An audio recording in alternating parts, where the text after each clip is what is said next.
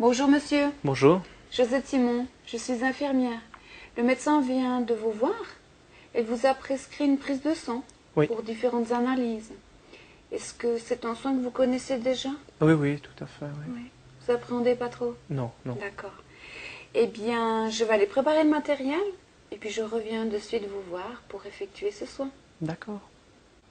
Pour réaliser une prise de sang, le matériel dont vous avez besoin se compose d'une alaise pour le support du bras du patient, une protection papier pour protéger le lit de votre patient, du matériel de désinfection pour vos mains, pour la peau du patient, avec des tampons stériles, une paire de gants pour la prévention des accidents d'exposition au sang, un garrot, les tubes nécessaires aux différentes analyses, une aiguille avec son corps de tulipe, un pansement protecteur pour la peau du patient et du matériel pour l'élimination des déchets, les déchets piquants et tranchants, ainsi que tous les déchets autres utilisés lors de ce soin.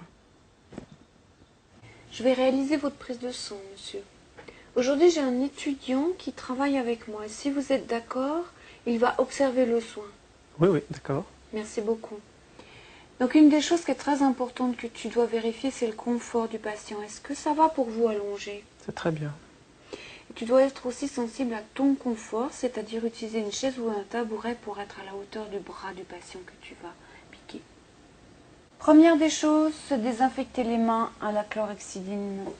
Geste fondamental dans la prévention des infections nosocomiales.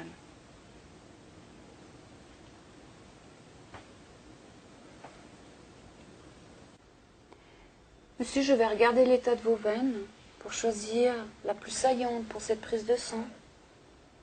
Est-ce que vous avez le souvenir de quel bras a été ponctionné la dernière fois? Plutôt à droite, en général. Oui, effectivement, celle-ci, la veine est plus saillante qu'à gauche. Je pense que je vais choisir ce bras. D'accord. Tu vois, pour choisir la meilleure veine de ce bras, je vais serrer le garrot et repérer avec mes doigts la veine la plus saillante. Et effectivement, regarde, cette veine-là ressort énormément. Je la sens vraiment très bien par rapport aux autres. Donc c'est cette veine-là que je vais choisir pour la ponction. Monsieur, je vais positionner sur votre bras une alaise pour votre confort. Et ceci permet l'extension de l'avant-bras pour une meilleure ponction de cette veine. Je vais placer également la protection papier pour prévenir un éventuel écoulement de sang.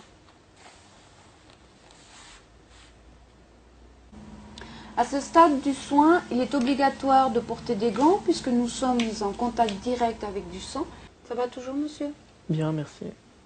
Nous allons maintenant positionner le garrot à une distance à peu près de 10 cm du point de ponction. Le garrot est serré suffisamment, mais en respectant quand même le positionnement de votre doigt sous ce garrot pour limiter le serrage. Mais le garrot va permettre à nouveau de faire saillir cette veine. Monsieur, est-ce que je peux vous demander également de serrer votre poignet et de pomper, ce qui va permettre un meilleur retour veineux. Merci. Maintenant, je vais préparer mes tampons que je vais imbiber de désinfectant. J'ai besoin de 4 tampons et je vais garder un tampon sec.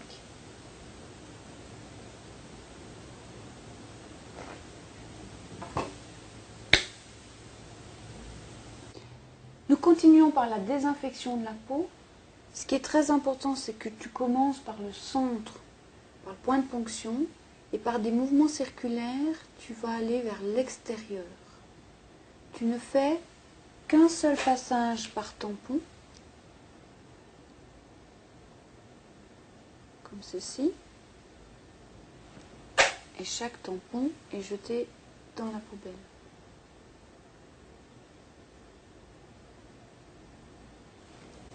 Pendant que le désinfectant agit, tu vas préparer ton système en décapuchonnant la partie courte de l'aiguille sur laquelle tu vas visser ta tulipe.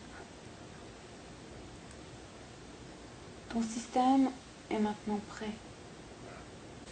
Avant d'effectuer la ponction, tu dois préparer l'ordre de remplissage de tes tubes. Il faut toujours commencer par des tubes secs, continuer par des tubes citratés pour terminer par les tubes éparinés. Et monsieur, je vais vous piquer.